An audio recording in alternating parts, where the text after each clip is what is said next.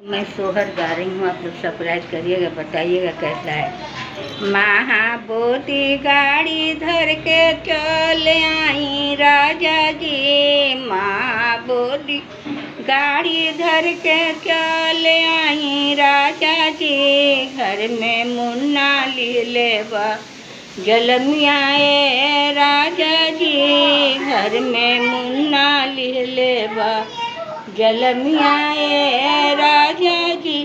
सास के बोलाई नीता सास नहीं आइले, साड़ी लागी रूसल बाड़ी सास राजा जी। घर में मुन्ना लिहले बा जलमिया राजा जी।